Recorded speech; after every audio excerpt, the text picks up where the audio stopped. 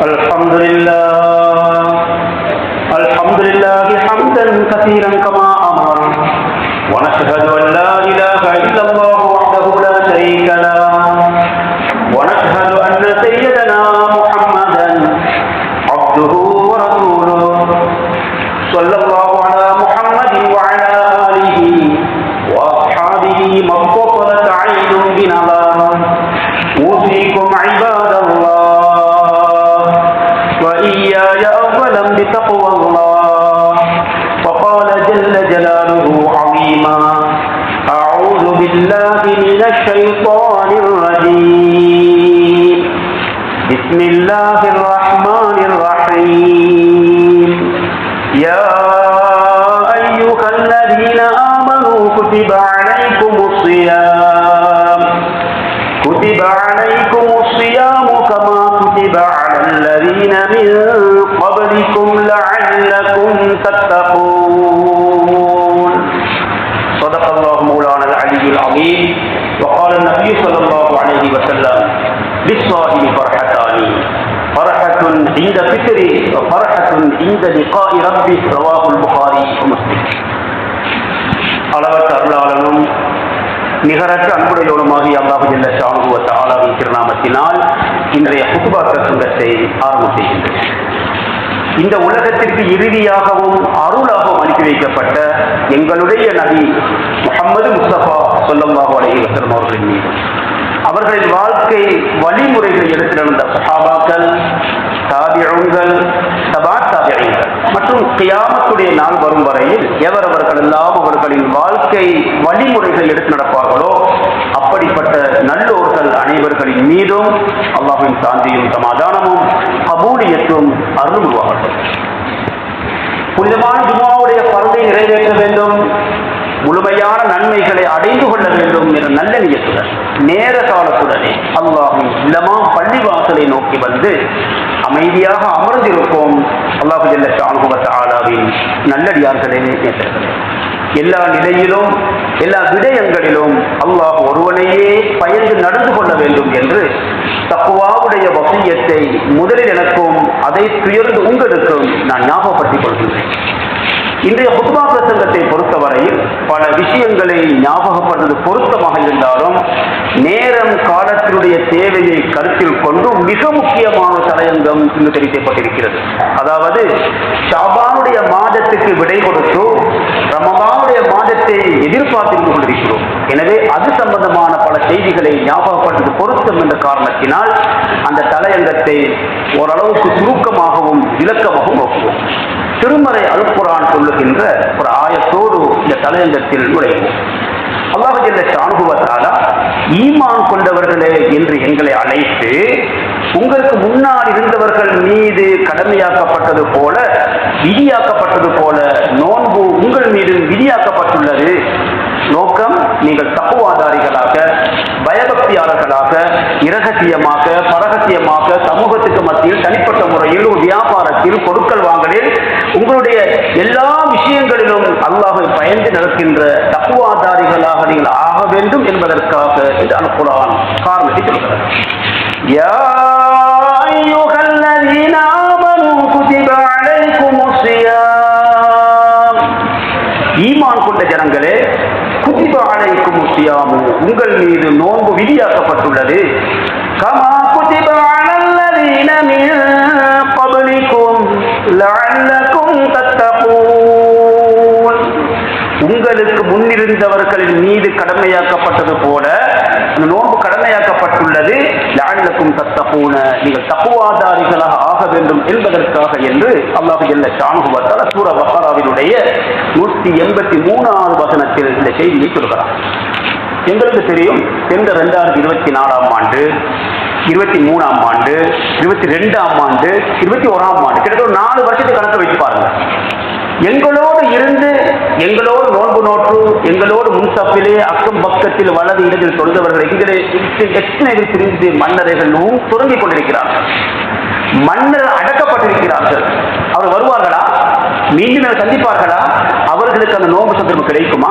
ஒரு லைலத்துல் கத்ர், ஒரு கடைசி 10, முந்திய 10, நடு 10 கிடைக்குமா? சுப்ஹானல்லாஹ். கிடைக்காது. அல்லாஹ் எங்களுக்கு இன்னமும் சந்தர்ப்பம் தந்திருக்கிறான். ஒரு சஹாபி வந்து கேட்டார், யா ரசூலல்லாஹ் ஸல்லல்லாஹு அலைஹி வஸல்லம், ஐயுன் நாஸ் கைருன், உலகத்திலே வாழ்ந்து கொண்டு இருக்கின்ற 820 கோடி 57 லட்சம் கணக்கெடுத்திருக்கிறார்கள் என்ற 3 தினங்களுக்கு முன்பதாக இந்த சர்வதேச மட்டத்திலே மக்கள் தொகை எத்தனை? 820 கோடி 57 லட்சத்தை தாண்டி சென்று கொண்டிருக்கிறது. ரசூலுல்லாஹ் கேட்கிறார், சஹாபி, யா ரசூலல்லாஹ், சிறந்த மனிதர் யார்? இந்த உலகத்திலே வாழ்ந்து கொண்டிருக்கிற சிறந்தவர் யார்? சொன்னார் ரசூலுல்லாஹ், லேசான ஒரு செய்தி, மன் ஸால உம்ருஹு வ ஹஸன அமலுஹு. அல்லாஹ் அவருக்கு ஆயுளை நீளமாக கொடுத்தான். அல்லாஹ் சந்தர்ப்பத்தை கொடுத்துக் கொண்டிருக்கிறான். அவருக்கு வருஷங்கள் பல கிடைக்கின்றன, ஆயுள் கூட கிடைத்துக் கொண்டிருக்கிறது, நாட்கள் கிடைக்கிறது, நிமிஷங்கள் கிடைக்கிறது, ஒவ்வொரு செகண்ட்கள் கிடைத்துக் கொண்டிருக்கிறது, நாள் கூட கிடைக்கிறது. ஹஸன அமலுஹு, அதோடு சேர்த்து அவருடைய அமல்களும் சிறந்ததாக இருக்கிறது. வெறும் ஆயுள் கூடியது என்பதன் அவர் சிறந்தவராகவில்லை, அந்த ஆயுள் கூடுவதோடு அவர் அமலும் சிறந்ததாக இருந்தது. எனவே சிறந்தவர். கெட்டவர் யார்? மோசமானவர் யார்? சொன்னார்கள் ரசூலுல்லாஹ், தான உம்ருஹு, அவருடைய ஆயுள் நீளமானது. அல்லாஹ் சந்தர்ப்பத்தை கொடுத்தான் உலகத்திலே. பத்தா அமலுஹு, ஆனால் அமல்கள் செயல்பாடுகள் கெட்டதாக இருக்கிறது. எனவே இவருடைய ஆயுளும் கூடியது, அவருடைய ஆயுளும் கூடியது. எவருடைய ஆயுள் இவருக்கு பிரயோஜனத்தை தருமோ, மறுமையில் இவர் வெற்றியை தருமோ, அதற்கு போன்று இவர் அமைத்துக் கொள்வாரோ அவர் சிறந்தவர், இவர் கெட்டவர், இவர் பலகீனமானவர் என்று ஸல்லல்லாஹு அலைஹி சுருக்கமாக பதில் சொன்னார். எனவே 2024ஆம் ஆண்டு மட்டும் கணக்காகும். இந்த அக்குர்ணை பிரதேசத்திலே ஒரு மாதத்துக்கு எத்தனை பேர் மரணிக்கிறார்கள் கணக்கெடுத்தோம். கிட்டத்தட்ட சுமார் ஒரு நாளைக்கு 2 பேர் சதவிகிதம் மரணித்துக் கொண்டிருக்கிறார்கள். மொத்தத்தில் சொல்லப்போன ஒரு மாதத்துக்கு 60 பேர் மரணிக்கிறார்கள். அப்படி 10 மாதத்துக்கு 600 பேர், 630, 660 பேர் 2024ஆம் ஆண்டிலிருந்து 2025 வரை கிட்டத்தட்ட சுமார் சின்ன கணக்கு. இந்த கணக்கை லேசாக அறிந்து கொள்வதானால் ஒவ்வொரு பள்ளிவாசலும் அறிக்கப்படுகின்ற ஜனாதா அறிவித்தலை வைத்து கணக்கு பார்க்கலாம். சில நாளைக்கு 2 ஜனாதா, சில நாளைக்கு 3 ஜனாதா, சில நாளைக்கு 1 ஜனாதாவும் இருக்காது. நேற்று முந்தின தினம் 2 ஜனாதா, அதுக்கு முந்தின தினம் 1 ஜனாதா. இன்று இதுவரைக்கும் செய்தி கிடைக்கவில்லை. கிடைக்கும் இன்ஷா அல்லாஹ். அல்லாஹ் தஆலா ஷஅபானில் எங்களை வாழ வைத்தான் என்பதற்காக ரமதான் கிடைக்கும் நிச்சயமா? ரஜபு மாதத்திலே ஹயாத்தோடு இருந்தோம் என்பதற்காக ஷஅபான் கிடைக்கும் என்று நிச்சயிக்கலாமா? ரஜபிலும் ஷஅபானும் ஹயாத்தோடு இருந்தோம் என்பதற்காக நாளை இரவு சஹர் கிடைக்கும் என்று சொல்லலாமா? அதை நாளை மறுநாள் கிடைக்கும் சொல்லலாமா? சுப்ஹானல்லாஹ். ஆசை வைப்போம் இன்ஷா அல்லாஹ். அல்லாஹ் சந்தர்ப்பத்தை தரட்டும். சொன்னார்கள் ரசூலுல்லாஹ், இதா சர்ரத்க ஹஸனத்துக வ இதா ஸஅத்க ஸய்யிஅத்துக ஃபஅன்த மூமினுன். நல்ல சந்தர்ப்பம் உனக்கு கிடைத்து உனக்கு சந்தோஷம் வருகிறதா? அப்படியானால் நீ அறிந்து கொள், நீ மூமினாக இருக்கிறாய். அதே நேரத்தில் மோசமான, பாவமான, பிழையான, அல்லாஹ்வை கோபப்படுத்தக்கூடிய செயல்களில் நடந்துவிட்டால், பாவமான ஒன்றை நீ செய்துவிட்டால், அதுக்கு சங்கரத்துடன் அமைந்துவிட்டால், உனக்கு அதை வெறுப்பை ஏற்படுத்த வேண்டும், கவலை ஏற்படுத்த வேண்டும், சஞ்சலத்தை ஏற்படுத்த வேண்டும், தௌபா செய்ய வேண்டும் என்ற உணர்வு உனக்கு வர வேண்டும். ஒன்றோ நலவு செய்ய சந்தர்ப்பம் கிடைக்கும் சந்தோஷம், பாவமான காரியங்கள் நடந்தால் கவலை. இந்த 2 பண்பு யாரும் இருக்குமோ அந்த மூமினூன், அப்படியான நீ ஒரு மூமினாக இருப்பாய் என்று முஹம்மது ரசூல் ஸல்லல்லாஹு அலைஹி வஸல்லம் அல்லாஹ் தஆலா அத்தனை பேரையும் அப்படிப்பட்ட பாக்கி தந்தருவானார். ரமதானுடைய மாதம் வருகிறது, ஷஅபான் விடை கொடுக்க போகிறோம். எனவே அந்த மாதம் வருவதில் சந்தோஷமாக இருக்கிறது என்றால் அது மூமின் அடையாளம் என்பது அர்த்தம். அந்த அடிப்படையில் இப்பொழுது நாம் ஒரு மிக முக்கியமான துஆவை கேட்க நிலையில் இருந்து கொண்டிருக்கிறோம். அதாவது, யா அல்லாஹ், எங்களுக்கு நீ ஷஅபானுடைய கடைசி வரையில் எங்களை வாழ வைத்திருக்கிறாய். யா அல்லாஹ், ரமதானை எங்களுக்கு முழுமையாக தந்தருவாயாக. ஷஅபானிலே பரக்கத் செய்து, ரஜபிலே பரக்கத் செய்து, ரமதானை நீங்கள் முழுமையாக நீ தந்தருவாயாக என்று அரபியிலோ வேறு பாஷையிலோ எந்த பாஷையிலாவது பரவாயில்லை, அல்லாஹ் கேட்போம். இன்ஷா அல்லாஹ் நிய்யத்துன் சாதிகத்துன், உறுதியான உண்மையான நிய்யத்தை வைப்போம். அல்லாஹ் இந்த பூமிக்கு வாழ சந்தர்ப்பம் தந்தாலும் நன்மை கிடைக்கும். அப்படியே அல்லாஹ் ஏற்பாட்டின் பேரில் நாம் மரணித்து மன்னர்கள் அடக்கப்பட்டாலும் நீயத்தின் சாதிகா, உண்மையான நீயத்துக்கு அதுக்கு ஒரு கூலி கிடைக்கும் என்பது ரசூலுல்லாஹ் ஹதீஸ். அந்த அடிப்படையில் இன்னமல் அமாலு பின்னியாத் என்ற அடிப்படையில் ஆசை வைப்போம். இன்ஷா அல்லாஹ் நியத் வைப்போம். இன்ஷா அல்லாஹ் தயாராகவும் உற்சாகமாக இருப்போம். ரமதான் எனக்கு கிடைக்கட்டும். அல்லாஹ் நம் அத்தனை பேருக்கும் முழுமையான ரமதானை தந்தருவானார். ஷஹ்ரு ரமதான் என்று அல் குர்ஆன் ரமதானை பற்றி பேசுகிறது. ரமதானை பற்றி பேசுகின்ற அல் குர்ஆன் வசனம் ஷஹ்ருல் குர்ஆன், குர்ஆனோடு இணைத்து அல்லாஹ் பேசுகிறார். அப்படியானால் அங்கு ஏதோ விஷயம் இருக்கிறது அர்த்தம். ரசூல் முஹம்மது முஸ்தபா ஸல்லல்லாஹு அலைஹி வஸல்லம் நபியாக ஆகுவதற்கு முன் பல நாட்களாக, பல வாரங்களாக, பல மணித்தியாலங்களாக, பல பல பல கட்டங்கள் அந்த ஹிரா குகையிலே தவம் இருக்கிறார்கள் அல்லாஹ்வுடைய இபாதத்துக்காக. பல வருஷ காலமாக, பல மாதங்களாக இருந்த ரசூலுல்லாஹ்வை அல்லாஹ் நபியாக ஆக்க விரும்புகிறார். சாதாரணமான மனிதர் அல்ல, இவர் ஒரு ரசூல், ஒரு நபி. இவரை ஆக்குவதற்கு அல்லாஹ் தெரிவு செய்த நாள் எது? சுப்ஹானல்லாஹ். அந்த மாதம் எது என்று பார்த்தால் ஷஹ்ரு ரமதான். ஷஹ்ரு ரமதான் அல்லதி உன்ஸில ஃபீஹில் குர்ஆன் ஹுதல் லின்னாஸி வ பைனாத்தின் மினல் ஹுதா வல் ஃபுர்கான். ஷஹ்ரு ரமதான் அல்லதி உன்ஸில ஃபீஹில் குர்ஆன். ரமதானுடைய மாதம் என்பது அதில் தான் அல் குர்ஆன் இறக்கப்பட்டது. அல் குர்ஆன் யாருக்கு இறக்கப்பட்டது? ரசூல் முஹம்மது முஸ்தபா ஸல்லல்லாஹு அலைஹி அவர்கள் இறக்கப்பட்டது. ரசூலுல்லாஹ் எப்பொழுது குர்ஆன் வசனம் இறக்கப்படுகிறதோ அந்த நிமிஷத்திலிருந்து முஹம்மது இப்னு அப்துல்லாஹுடைய மகன் முஹம்மது என்று இருந்தவர் ரசூலுல்லாஹி ஸல்லல்லாஹு அலைஹி வஸல்லம் மாறுகிறார். சுப்ஹானல்லாஹ். அல்லாஹ் தெரிவு செய்த நாள், தெரிவு செய்த நேரம், தெரிவு செய்த மாதம், தெரிவு செய்த இடம் ஆச்சரியமானது, அபூர்வமானது. அல்லாஹ் நபியை தெரிவு செய்தான் இந்த ரமதானுடைய காலத்திலே. ரமதானுடைய இரவிலே அல்லாஹ் தஆலா அல் குர்ஆனை இறக்கி இந்த உலகத்துக்கு இந்த ரமதானுக்கும் அல் குர்ஆனுக்கும் மிகப்பெரிய தொடர்பு இருக்கிறது என்பதை உறுதிப்படுத்தி விட்டான். எனவே இந்த ரமதானுடைய காலத்தில் உங்களுடைய பொறுப்பு மிக அதிகமானது. அல் குர்ஆன் சொல்வதை பாருங்கள். அல் குர்ஆன் இறக்கப்பட்டது, அது நேர்வழிக்காக இறக்கப்பட்டது, சத்தியத்தையும் அசத்தியத்தையும் பிரித்து தருகிறது எல்லாம் சொல்லிவிட்டு உங்களில் யார் அந்த ரமதானை அடைவாரோ அவர் என்ன செய்ய வேண்டும்? அவர் என்ன செய்ய வேண்டும் தெரியுமா? அவர் பகல் காலங்களிலே நோன்பு நோக்க வேண்டும், பசித்திருக்க வேண்டும். فَمَا شَهِدَ مِنكُمُ الشَّهْرَ فَلْيَصُمْ وَمَا كَانَ مَرِيضًا أَوْ عَلَى سَفَرٍ فَعِدَّةٌ مِنْ أَيَّامٍ أُخَرَ يُرِيدُ اللَّهُ بِكُمُ الْيُسْرَ وَلَا يُرِيدُ بِكُمُ الْعُسْرَ وَلِتُكْمِلُوا الْعِدَّةَ وَلِتُكَبِّرُوا اللَّهَ عَلَى مَا هَدَاكُمْ وَلَعَلَّكُمْ تَشْكُرُونَ. ஷஹ்ரு ரமதான் என்று அல்லாஹ் சொல்லி அல் குர்ஆன் இறக்கப்பட்டதை சொல்லி அழகான விஷயங்களை புகழ்ந்து கொண்டு வந்துவிட்டு ஃபல்யசும்ஹு, அந்த ரமதானுடைய மாதத்தை உங்களில் யார் அடைந்து கொள்வாரோ அவர் நோன்பு நோட்டுக் கொள்ளட்டும். அப்படியானால் யார் நோன்பு நோக்க வேண்டும்? அல் முஸ்லிம், அல் பாலிக், அல் காதிர், அல் ஆகில். அலத்தோ ஒரு முஸ்லிமான மனிதர் பருவ வயதை அடைந்து விட்டார். ஆகில் புத்தி சுவாதீனம் உள்ளவராக அவர் இருக்கிறார். காதிரின் அலத்தோ நோன்பு நோட்க அல்லாஹ் அவருக்கு சக்தியை கொடுத்திருக்கிறான். அப்படிப்பட்ட ஒவ்வொரு முஸ்லிமான மனிதரும் நோன்பு நோட்பது வாஜிபு. யஜிபு ஸௌமு அலல் முஸ்லிமில் பாலிகில் காதிரி அலல் ஆகிலி அல் காதிரில் அலத்தோ. ஒரு முஸ்லிமாக, பாலிகாக, ஆகிலாக, காதிராக. ஆகில் என்பதை பற்றி பேசுகின்ற அறிஞர்கள் சொல்கிறார்கள், ஒருவர் முஸ்லிமாக வாழ்ந்து கொண்டிருக்கிறார். அவருக்கு நோன்பு பிடிக்கக்கூடிய உடல் வீர சக்தியை தான் கொடுத்திருக்கிறார். அவர் பாலிகின்ற பருவத்தையும் அடைந்திருக்கிறார். அவர் நோன்பு நோக்காமல் இருப்பதானால் அவருக்கு என்ன சலுகை? அவர் பைத்தியக்காரனா இருக்க வேண்டும், அவ்வளவுதான். ஆக்கில் என்ற பதத்திலிருந்து அவர் இறங்கி இருக்க வேண்டும். ஒரு முஸ்லிமாக இருந்து, ஒரு பாலிகாக இருந்து, புத்தி சுவாதீனம் இருந்து, உடல் ரீதிய சக்தி இருந்தால் நோன்பு நோக்க வேண்டும். இந்த நிலையிலிருந்து ஒரு நோன்பு நோக்காமல் இருக்கிறாரா? ஒரு பைத்தியக்காரனா? ஒரு மனநோயாளியா? சுப்ஹானல்லாஹ். அப்படி கேட்க வேண்டும். காரணம், அல்லாஹ் தஆலா நோன்பு பிடிக்க சக்தியை கொடுத்த பிறகுதான் நோன்பை கடமையாக்கி இருக்கிறார். இவரை முஸ்லீமாக ஆக்கிய பிறகுதான் நோன்பு பிடிக்க சொன்னான். இவருக்கு ஆக்கிய புத்தி சுவாதம் கொடுத்த பிறகு நோன்பு பிடிக்க சொன்னான்.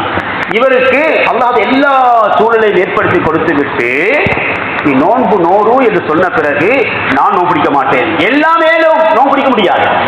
வீடு கட்ட முடியும், வியாபாரம் செய்ய தெரியும், லாபத்தை அடைய தெரியும், நஷ்டம் போகாமல் திட்டம் போட தெரியும். சுப்ஹானல்லாஹ். எல்லாம் தெரியும், நோன்பு நோக்க தெரியாது. எல்லாம் முடியும், நோன்பு நோக்க முடியாது. பசித்திருக்க முடியாதா? ஏன் பசிக்க முடியாது? பழகுவோம் இன்ஷா அல்லாஹ். ஒரு கவலையான செய்தியை சொல்ல வேண்டும், அதோடு சேர்த்து ஒரு சந்தோஷமான செய்தியை சொல்ல வேண்டும். எங்களுக்கு தெரியும், அக்குர்னை பிரதேசம் ஒரு திருமக்கம் என்று புகழப்பட்டுக் கொண்டிருக்கின்ற ஒரு பூமி. அல்ஹம்துலில்லாஹ், அந்த கியாமத்துடைய நாள் வரும் வரையில் இந்த பெயரை பாதுகாத்தருவானா. பாலிக வயசை அடையாத 7 வயது 8 வயது 9 வயது 10 வயது சிறுவர்கள் எல்லாம் பலர் நோன்பு நோட்பார்கள். அல்ஹம்துலில்லாஹ். கள்ள நோன்பு அல்ல, பூர்த்தியான நோன்பு. மாஷா அல்லாஹ் பிடிக்கிறார்கள். 20 நோன்பு பிடித்த சிறுவர் இருக்கிறார்கள், 10 நோன்பு பிடித்த சிறுவர் இருக்கிறார்கள், 29 30 நோன்பு பிடித்த சிறுவர் இருக்கிறார்கள். என்ற வருஷம் எனக்கு தெரியும். இன்ஷா அல்லாஹ் 199% நம்ப முடியுமான எத்தனையோ சிறுவர்கள் நோன்பு பிடித்திருக்கிறார்கள். நோன்பு கடமை இல்லாத சிறுவர்கள் நோன்பு பிடிக்கும் ஒரு சந்தோஷமான செய்தி இருக்கும் நிலையில் இவருக்கு 50 வயது 40 வயது 30 வயது 20 வயது 25 வயது இவருக்கு நோன்பு பிடிக்க முடியாதாம். கஷ்டமா, பசித்திருக்க முடியாதாம். எல்லாம் முடியுமே, ஏன் நோன்பு பிடிக்க முடியவில்லை? அலல் முஸ்லிம் அல் பாலிக் அல் ஆக்கில் அல் காத்.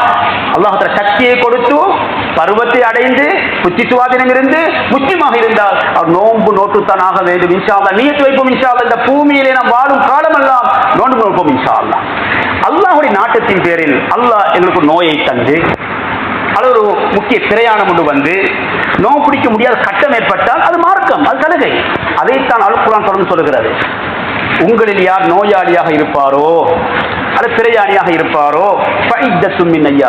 அவருக்கு வேறு சில தினங்கள் இருக்கிறது என்று அல் குர்ஆன் சொல்லி அந்த சலுகையை சொல்லுகிறது. சொல்லிவிட்டு யுரீதுல்லாஹு பிகுமுல் யுஸ்ர வலா யுரீது பிகுமுல் உஸ்ர வலிதுக்மிலுல் இத்தத வலிதுகப்பிருல்லாஹ் அலா மா ஹதாகும் வலஅல்லகும் தஷ்குரூன்.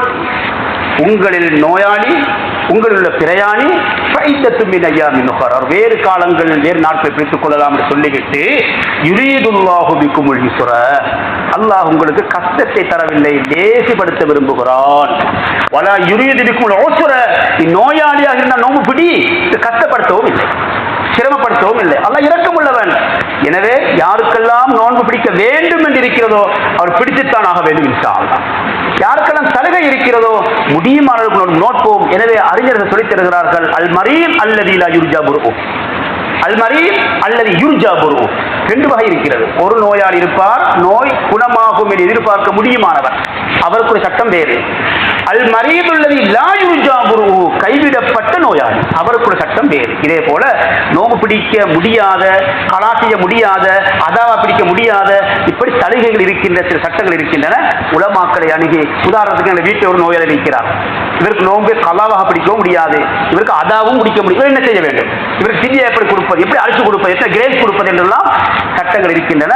உலமாக்களை அணுகி கட்டாயமாக கேட்டு ரமதான் வருவதற்கு முன் அதற்குரிய அதற்குரிய அறிவை படித்துக் கொள்வோம். அல்லாஹ் தஆலா அத்தனை பேருக்கும் அருள் புரிந்து ரமதானை ஹயாத்தாக்கக்கூடிய பாக்கி தந்திருப்பான். இப்பொழுது நாம் நேரடியாக விஷயத்துக்கு செல்லுவோம்.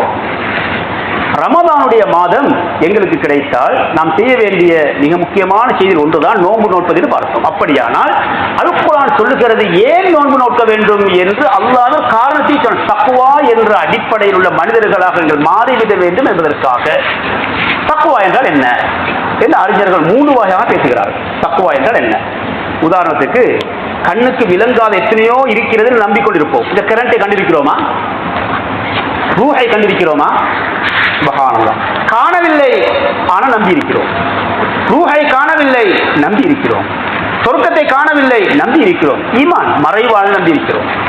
தக்வா என்பது மறைவு, காண முடியாது, ஆனால் அடையாளம் இருக்கும். பார்ப்போம். ஒரு சஹாபி ரலியல்லாஹு உமர் இப்னு கத்தாப் ரலியல்லாஹு அன்ஹு அவர்கள் ஒரு தடவை உபய் இப்னு கஅப் ரலியல்லாஹு அவர்களிடத்திலே ஒரு முதாக்கரா செய்து கொண்டிருக்கிறார். திடீரென கேட்டார்கள், அனி தக்வா, தக்வா என்றால் என்ன, இந்த அடையாளம் என்ன, அறிந்து கொள்வது எப்படி, நான் தக்வாதாரியா இல்லையா, ஏது எப்படி அறிவது? சுப்ஹான், அவர்கள் முதாக்கரா. இந்த நேரத்தில் உபய் இப்னு கஅப் ரலியல்லாஹு அன்ஹு கேள்வி கேட்டார்கள், அமா தலக்த தரீகன் லா ஷௌகி. கேட்டார்கள் கேள்வி திருப்பி, யா உமர் ரலியல்லாஹு அன்ஹு, அமீருல் முஃமினீன், ஒற்றையடி பாதை இருக்கிறது, 2 பக்கத்திலும் முள்ளு வேலி போடப்பட்டிருக்கிறது, அந்த பாதையால் நீங்கள் நடந்து செல்ல வேண்டும், அப்படியான ஒரு பாதையை நீங்கள் சென்றிருக்கிறீர்களா? இப்படி கேள்வி. அமா சலக்த தரீகன் லா ஷௌகின், முள்ளுகள் நிறைந்த, முள்ளு கம்பி போடப்பட்ட ஒரு ஒற்றையடி பாதை, நெருக்கமான பாதை, கஷ்டமான பாதை சென்றிருக்கிறீர்களா? போயிருக்கிறீர்களா? கால உமர் இப்னு கத்தாப் ரலியல்லாஹு அன்ஹு, நான் போனேன். ஃபமா அமில்த, எப்படி போனீர்கள்? ஒற்றையடி பாதைன்னு சொல்லுகிறீர்கள், நெருக்கமான பாதைன்னு சொல்லுவோம், ஆடை உடுத்திருக்கிறீர்கள், அந்த தொங்கலை போய் அடைய வேண்டும், இந்த முள்ளிலும் படக்கூடாது, அடுத்த முள்ளிலும் மாட்டிக்கொள்ளக்கூடாது, எப்படி போனீர்கள்? சுப்ஹானல்லாஹ். உமர் இப்னு கத்தாப் ரலியல்லாஹு சொன்னார்கள், ஷம்மர்து வஜ்தஹத்து சொன்னார்கள். எப்படி தெரியுமா போனேன்? வளைந்து நலிந்து கஷ்டப்பட்டு ஆடையை பாதுகாத்து, உறுப்பை பாதுகாத்து, உடம்பை பாதுகாத்து, நேராக இந்த முள்ளில் குத்தி விடாமல் அந்த முள்ளில் குத்திப்படி விடாமல் கஷ்டப்பட்டு சிரமத்தோடு கவனமாக போனேன். இந்த பக்கத்தில் முள்ளு சிக்கக்கூடாது, பக்கத்தில் முள்ளிலும் சிக்கிவிடக் கூடாது, காலும் படக்கூடாது, உடுப்பும் மாட்டக்கூடாது, போய் சேரவும் வேண்டும். ஒற்றையடி பாதை, வஜித்தஹத்து மிகவும் கஷ்டப்பட்டு கவனமாக போய் சேர்ந்தேன். அப்படியா? பதாலிக்க தக்குவா. சுப்ஹானல்லாஹ். சொன்னார்கள் உபை இப்னு கஅப் ரலியல்லாஹு அன்ஹு, அதுதான் தக்குவா, அதுதான் தக்குவா. சுருக்கமாக சொல்லி சொன்னார்கள், லேசாக விளங்கிக் கொள்வதற்காக, உலகத்தில் பிறந்த மனிதன் மௌத்தாகும் வரையில் எந்த பாவத்திலும் சிக்கி விடாமல், கண்ணாலும் ஒரு பாவம் நடந்து விடாமல், காதினால் ஒரு பாவம் நடந்து விடாமல், நாவினால் பாவத்தை பேசிவிடாமல், பாவமான செயல்கள் கை கால்கள் இயங்கி விடாமல், தன்னை பாதுகாத்து கவனமாக நடந்து மௌத்து வரையில் அல்லாஹ் சந்திக்க விரும்புகிறானே, அதை கஷ்டப்பட்டு பயந்து நடப்பதுதான் தக்வா என்பதை லேசாக விளங்கப்படுத்தினார்கள். இதே செய்தியை இப்னுல் முஅத்தஸ் என்று சொல்லக்கூடிய ஒரு பெரிய மனிதர் சொல்லித் தருகிறார். ஹல்லில் துனூப ஸகீரஹா வ கபீரஹா ஸாகத் துகா. சிறிய பெரிய எந்த பாவமாக இருந்தாலும் பிழையான காரியம் என்று நீ அறிந்தால் அதை விட்டு ஒதுங்கிக்கொள். சிறியதை பெரிய பார்க்காது, சிறியது தானே, சின்ன விஷயம் தானே, சின்ன பாவம் தானே, கொஞ்ச நேரம் தானே. சுப்ஹானல்லாஹ். கொஞ்சம் மிச்சம் என்பதல்ல, கொஞ்சமோ மிச்சமோ, சிறியதோ பெரியதோ பாவம் அல்லாஹ்வுக்கு வெறுப்பை ஏற்படுத்தும் என்று நீ அறிந்தால் அதை நீ தவிர்த்து கொள். ஏன் தெரியுமா? காரணத்தை சொல்கிறார்கள். ஃபஇன்னல் ஹஸா ஃபஇன்னல் ஜிபால் மினல் ஹஸா. பெரிய பெரிய கல்லு மலையில் இருக்கிறதே, அது சின்ன சின்ன பொடி கற்களால் தான் உருவானது என்று சொன்னார். அப்படியானால் பெரிய பெரிய பாவங்கள் உருவாகுவதற்கு சின்ன சின்ன பாவங்களில் கவனம் எடுக்காமல் இருந்தால் அந்த பெரிய பெரிய பாவங்களும் சின்னது போல தெரிந்துவிடும். எனவே அப்படி பக்குவமாக நடப்பதுதான் தக்வா என்று சொல்லி தருகிறார். இன்னும் ஒரு படி மேலாக சொல்வதானால் அபு சவுத் என்று சொல்லக்கூடிய ஒரு அறிஞர் சொல்கிறார், தக்வா என்பதை லேசாக விளங்கிக் கொள்வதானால் கமாலு தக்வா அம்மா யதுர்ருஹு பில் ஆகிரா. அதாவது மறுமையில் எது எனக்கு நஷ்டத்தை தருமோ அப்படியான ஒன்றை செய்யாமல் இருப்பது தக்வா. அவ்வளவுதான். ஏதோ ஒரு காரியம் செய்ய போகிறோம், தொழுகையோ நோன்பு ஜக்காத் ஹஜ்ஜி இபாதத், சரி, வேறொரு விஷயம் ஈடுபட்டு கொண்டு இருக்கிறோம். ஈடுபடும் பொழுது இவர் பார்க்க வேண்டும், நான் செய்யக்கூடிய செயல், இந்த செயலை செய்வதன் மூலம் மறுமையில் எனக்கு நஷ்டம் வருமா? நஷ்டம் வந்தால் அது செய்யக்கூடாது, செய்யாமல் தவிர்ந்தால் அது தக்குவா. அல்லாஹ் அத்தனை பேருக்கும் இதனுடைய யதார்த்தத்தை விளங்கப்படுத்தி வருவானாக. ரமலானுடைய மாதம் எங்களுக்கு வருகிறது, எத்தனையோ நோன்புகளை நோக்கிறோம். ஒரு சில கணக்கு பார்ப்போமே.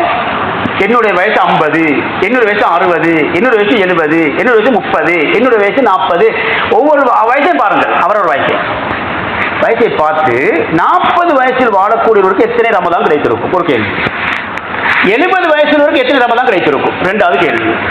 50 வயசு வாழ்ந்தவருக்கு எத்தனை ரமலான் கிடைத்திருக்கும் பார்த்தால் 50 ரமலான், 70 ரமலான், 40 ரமலான் கிடைத்திருக்கும் தானே? சந்தேகம் இல்லை. அப்படியே இன்னும் ஒரு கேள்வி. 80 வயசில் வாழ்ந்தவருக்கு எத்தனை லைலத்துல் கத்ர் கிடைத்திருக்கும்? 50 வயசு வாழ்ந்த எத்தனை கிடைத்திருக்கும்? 40. எத்தனை வருஷம் வாழ்கிறோம் மாத்திரம் ரமலானும் கிடைக்கும், லைலத்துல் கத்ரும் கிடைக்கும். கேள்வி அதுவல்ல, அது வந்திருக்கும், அது போயிருக்கும். எனக்கு கிடைத்ததா? ரமலான் வந்தது சரி 50, ரமலான் வந்தது 70, 90, எனக்கு வந்தது சரி, நான் எடுத்தேனா? சுப்ஹானல்லாஹ். வந்தது அது போனது, சரியா? இது அது வந்தது அது போனது.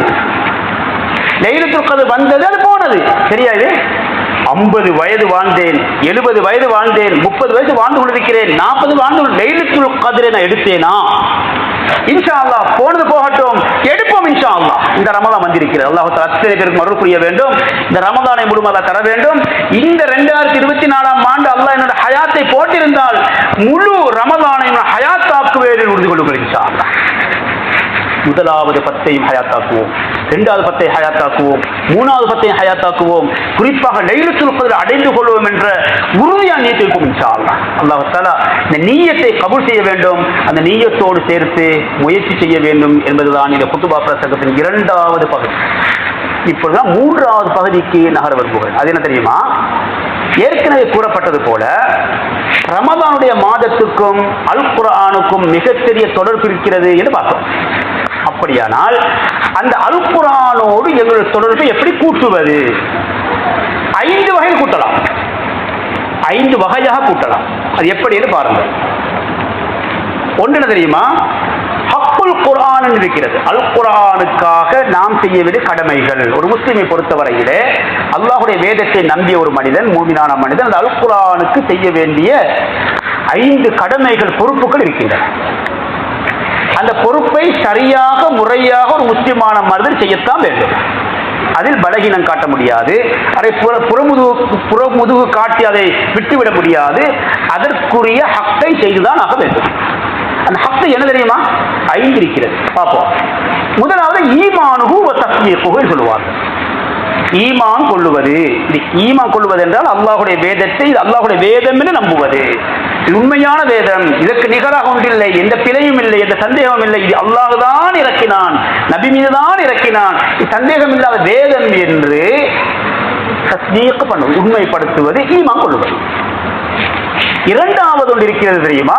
திலாவத்துஹு சொல்லுவார்கள். அந்த அல் குர்ஆனை சரளமாக, சரியாக, பிழை இல்லாமல், அழகாக, முறையாக, திருத்தமாக ஓதுவது, ஆசையோடு ஓதுவது, உற்சாகத்தோடு ஓதுவது, சோம்பரம் காட்டாமல் இருப்பது.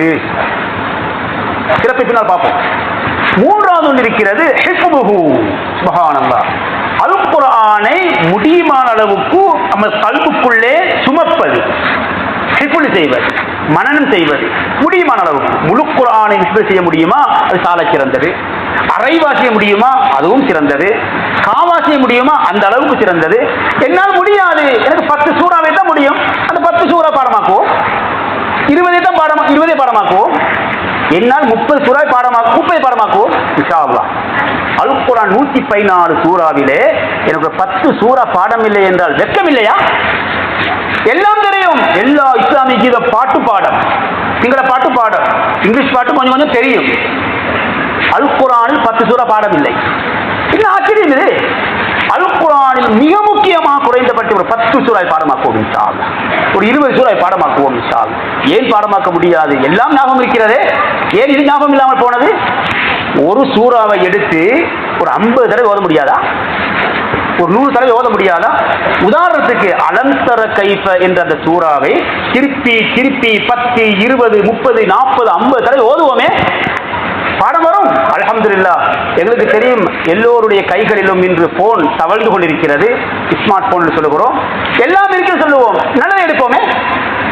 நல்லதை எடுத்து அல் குர்ஆன் முரத்தல் என்று போட்டு ரிப்பீட் என்று அடியுங்கள். ஒரு சூறாவை எடுத்து ரிப்பீட், அது திருப்பி 1000 தடவை என்ன 2000 தடவையும் அது ஓதிக்கொண்டு இருக்கும்.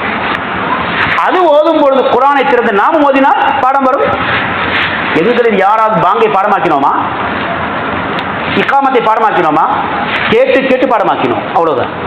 குல் சூறாவை பாடமாக்கினோமா? கேட்டு பாடமாக்கணும். இது போல குர்ஆனின் மிக முக்கியமான சூறாக்களை எடுத்து திருப்பி ஒரு இமாம் சுதைசி ஓதுகிறார், அப்துல் ரஹ்மான் ஹுதைசி ஓதுகிறார், முஷாரி காரி ஓதுகிறார், அப்துல் பாசித் ஓதுகிறார், ஒரு காரி ஓதுகிறார். அதை போட்டு உட்கார்ந்து குர்ஆனை திறந்து நாம் ஓதுவோமே, இன்ஷா அல்லாஹ். இது குர்ஆனுக்கு செய்ய வேண்டிய 3வது பொறுப்பு. தெரியாது சொல்ல வேண்டாம், சொல்ல முடியாது. என்னுடைய மகன் ஹாஃபிஸ் சரி, நீ யார்? மகன் ஹாஃபிஸ் ஆக்கிறோம், அது எங்களுடைய பொறுப்பு சரி. அவர் ஓத போட்டு இருக்கிறோம், அது சரி. எனக்கு 4 மகன் இருக்கிறது, எல்லாருக்கும் தெரியும். எனக்கு ஏன் ஒரு 10 சூறா பாடம் இல்லை? பாடமாக்குவோம் இன்ஷா அல்லாஹ். இது ரமலானுடைய காலம், மிக சிறந்த காலம் அல்லாஹ் தந்திருக்கிறான். 2024ஆம் ஆண்டு எங்களோடு ஹயாத்தோடு இருந்த 660 பேர் இன்று இல்லை. 660 பேரில் எங்களை அல்லாஹ் இதுவரை வாழ வைத்திருக்கிறான். அல்ஹம்துலில்லாஹ். நம் நீதிக்கும் இந்த ரமலான் அல்லாஹ் எங்களுக்கு முழுக்க தந்தால் நாம் 10 சூறாவை பாடமாக்குவோம் இன்ஷா அல்லாஹ். ஒரு 20 சூறாவை பாடமாக்குவோம், 30 சூறாவை பாடம். இது ஹிஃபுலுஹு. இது அல் குர்ஆனுக்காக நாம் செய்ய வேண்டிய 3வது கடமை. 4வது ததப்புருஹு.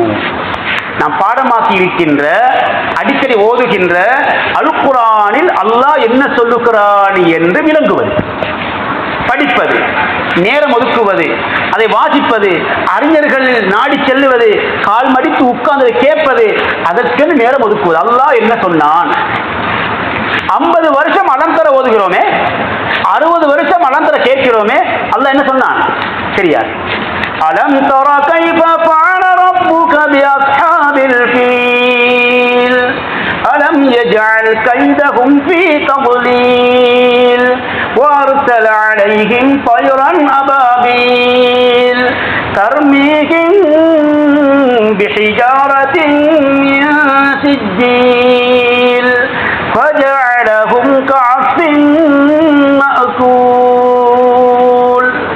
எல்லோருக்கும் பாடமாக்கினோம். என்ன சொன்னான் அல்லாஹ்? என்ன சொல்லிக் கொண்டிருக்கிறான்? 50 வருஷமா சொல்லுகிறானே, 60 வருஷமா சொல்லிக் கொண்டிருக்கிறானே, 60 வருஷமா இமாம் ஓத நான் கேட்டுக்கொண்டிருக்கிறேனே, நான் பாடமாக்கி ஓதிக்கொண்டிருக்கிறேன். அல்லாஹ் என்ன சொல்லிக் கொண்டிருக்கிறான்? அதுவும் எங்களுடைய ஹக்கு, கடமை. நேரம் ஒதுக்குவோம் இன்ஷா அல்லாஹ். ரமதான் மிக புனிதமான காலம், நேரம் ஒதுக்குவோம் இன்ஷா அல்லாஹ். கடைசியாக 5வது பொறுப்பு என்ன தெரியுமா? தப்லீகுஹு, அந்த அல் குர்ஆனை அடுத்த மக்களுக்கு எத்தி வைப்பது. இப்படி அல் குர்ஆனோடு செய்ய வேண்டிய பெரும் பொறுப்பு இருக்கின்றன. அல்ஹம்துலில்லாஹ். ஒரு சந்தோஷமான செய்தியை சொல்ல வேண்டும் இன்ஷா அல்லாஹ்.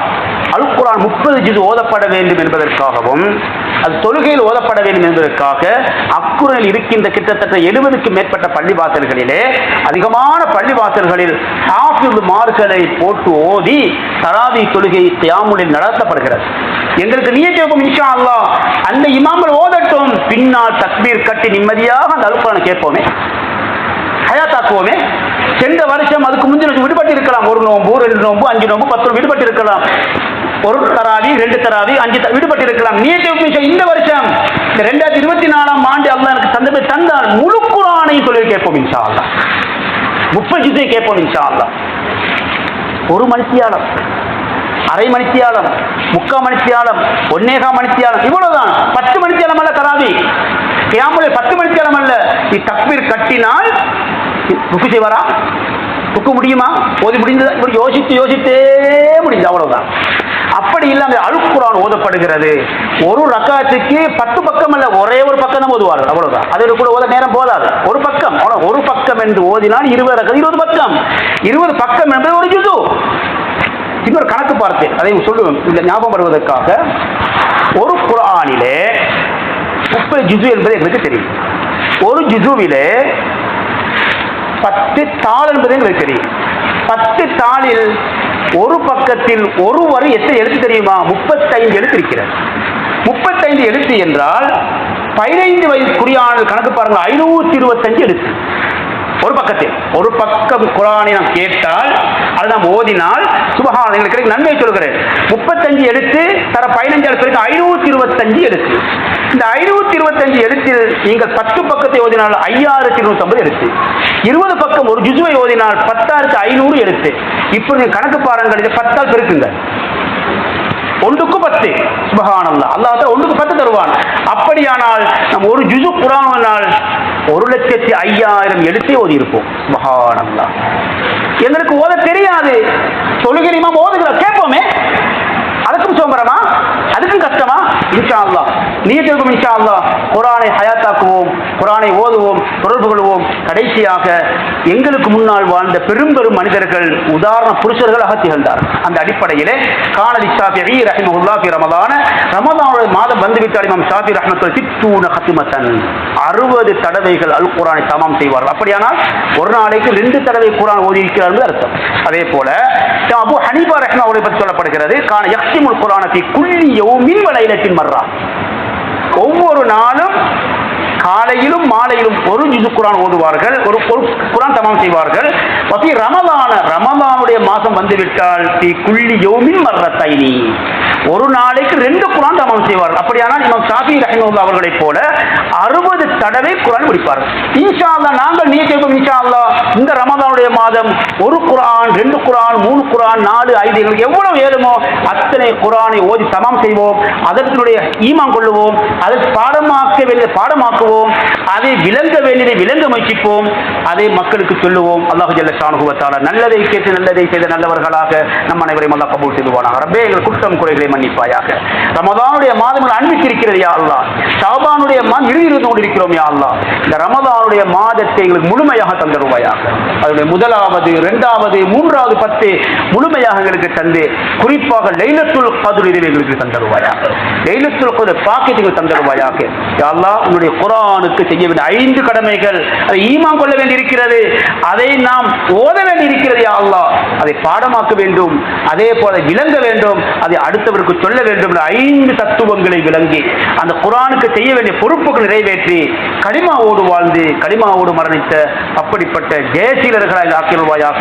வாஹிர் தாவானா அல்ஹம்துலில்லாஹி ரப்பில் ஆலமீன். அல்ஹம்துலில்லாஹி நஹ்மதுஹு வ நஸ்தஈனுஹு வ நஸ்தக்ஃபிருஹு வ நு'மினு பிஹி வ நதவக்கலு அலைஹி ونصلي ونسلم على محمد صلى الله على محمد وعلى آله وأصحابه ما اتصلت عين بنظر. أوصيكم عباد الله وإياي أولا بتقوى الله. وقال جل جلاله عظيما: أعوذ بالله من الشيطان الرجيم. بسم الله الرحمن الرحيم.